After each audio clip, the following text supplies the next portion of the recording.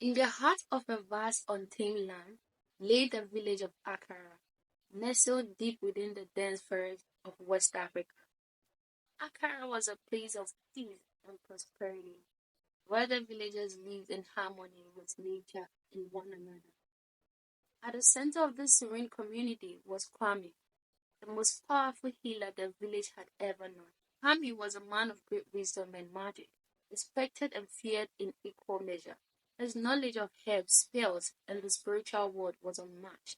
Kwame's power and influence were essential to the well-being of Akara. He healed the sick, blessed the crops, and protected the village from evil spirits. The villagers depended on him for their daily lives, and his presence was considered a divine blessing.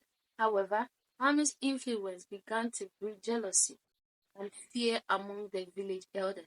They whispered among themselves, convinced that Kwame's power would soon surpass their control. The elders, unable to accept the thought of anyone wielding more power than themselves, began to plot against him. One fateful night, under the cover of darkness, they conspired to rid themselves of the healer. They accused him of dark magic, bringing misfortune to the village, and decreed that he is banished. The villagers, swayed by the elders' deceitful words, turned against Kwame. They branded him a heretic, and despite his protest, he was cast out from the village he had served so faithfully. Kwame, though betrayed, did not resist. He left the village. His heart was heavy with sorrow and anger. As he walked away, he vowed to one day return and make the village of Akara pay for their charge. The night he left, the once clear sky turned ominously dark, and a chill swept through the village as if nature itself mourned the departure of its chosen protector. Years passed, and the memory of Kwame faded again. The village of Akara thrived, the betrayer all but forgotten. The fields were abundant, the children laughed and played, and the elders continued to rule without charge. One night, a strange and terrible storm descended upon the village. The winds howled like the wails of the dead, and lightning split the sky with the blinding fire. The villagers cowered in their hearts, fearful of the unnatural tempest. Amidst the storm, a figure emerged from the forest, clad in dark, flowing robes and the marks made of Kwame had returned. Death had not claimed him. Instead, he had delved into the darkness of night, sustaining himself in the liminal space between light. His eyes, once filled with wisdom, now burned with fire. Kwame raised his staff, chanting in an ancient tongue, and from the ground rose spectral figures, ghostly apparitions of the dead, twisted and manipulated. These undead minions, bound by Kwame's dark magic, descended upon the village, spreading terror and chaos. The villagers, unprepared for such an assault, fled in panic. The elders, the architect of Kwame's downfall, were the first to feel his wrath. One by one, they were dragged from their homes by spectral minions, their cries for mercy drowned by the howling storm. The village was thrown into disarray. The undead figures roamed the streets, their hollow eyes seeking out the living. They attacked without mercy, their touch bringing sickness and death. Crops withered, livestock died, and the once thriving village became a place of fear and despair. The village square, once a bustling hub of activity, was now a place of desolation, littered with the remains of Kwame's dark rituals. At the heart of this chaos stood Kwame, his wrath unrelenting. He erected shrines and ritualistic symbols throughout the village, each one a conduit for his dark powers. The air was thick with the stench of decay and the whispers of restless spirits. The once beautiful forest surrounding Akara became a twisted, haunted place filled with anguished cries of the demon. The elders, realizing the gravity of their past mistakes, sought to appease Kwame, offering him wealth and sacrifices. But it was too late. Kwame's heart was hardened, his soul consumed by revenge. He had become a being of pure malice, bent on the total destruction of those who had wronged him.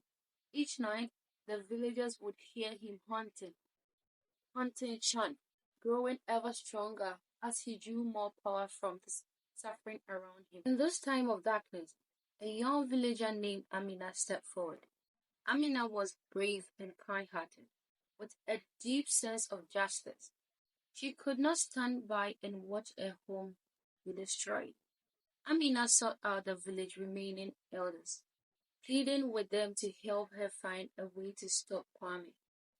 They spoke of a legend, a sacred amulet hidden deep within the forest, said to be the only thing capable of breaking Kwame's curse.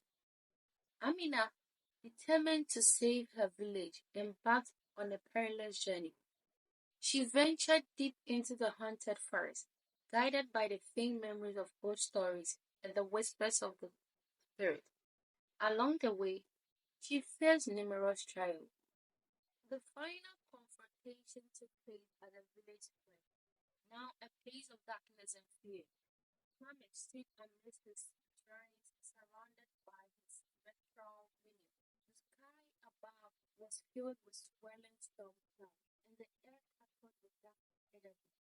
Amina, clutching the amulet, stepped forward. She called out to Kwame, her voice steady and strong.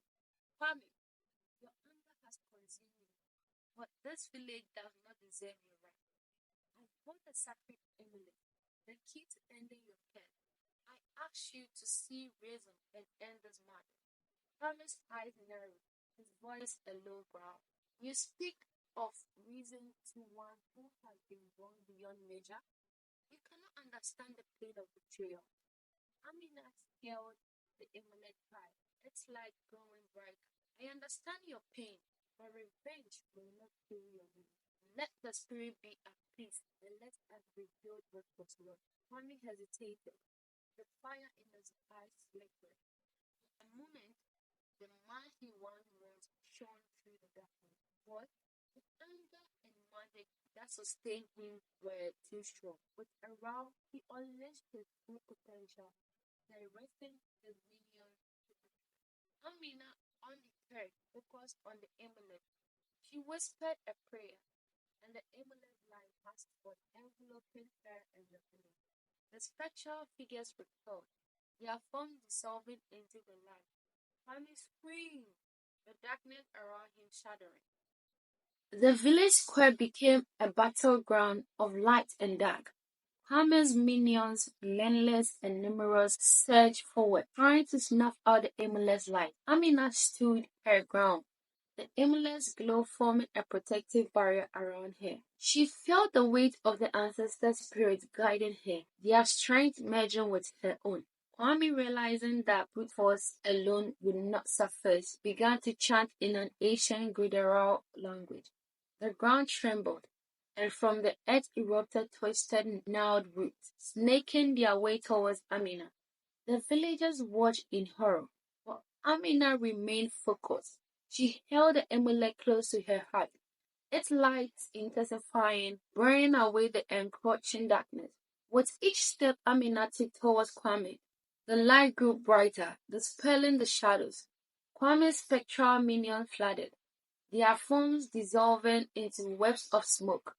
The witch doctor, now visibly weakened, tried to summon more powers, but the amulet's light was too strong. It pierced his dark magic, breaking his connection to the spectral realm. Amina finally stood before Kwame, the amulet's light enveloping them both. Kwame, this must end. Release your anger and find peace. Kwame, his face a mask of rage and pain, looked into Amina's eyes for a moment. The storm ceased, and a profound silence fell over the village. The spirits of the ancestors, sensing the shift, began to sing a mournful, haunting melody, their voices merging with aimless light. As the first light of dawn broke over Accra, the storm subsided. Coming now a mere shadow of his former self collapsed to the ground. The villagers emerged from their homes, worried but hopeful. Amina approached the fallen witch doctor, her expression one of sorrow and compassion. It's over, Kwame.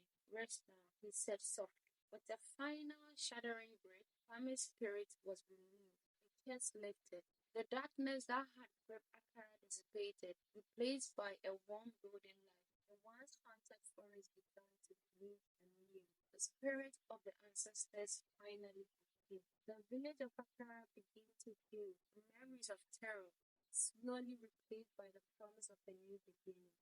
Amina was viewed as a hero, her bravery and kindness serving as a beacon of hope for all. She led the villagers into rebuilding their homes, and under her guidance, Akara tried once more. The story of Kwame and Amina became a legend, a reminder of consequences of betrayal and the power of forgiveness. The villagers learned to honor their past and to cherish the present, living in harmony with the spirit of the land. And as the village rebuilt, the forest around them grew greener, the land thriving once more under the light of the new dawn. Amina, now the village's new spiritual leader, often visited the shrine where Kwame had made his last stand. She kept the amulet safe, a symbol of the enduring strength of unity of Akara. The villagers, inspired by her example, worked together to ensure that the mistakes of the past were never repeated. And so, the village of Akara continued to flourish, a testament to the resilience of the human spirit and the enduring power of compassion and forgiveness.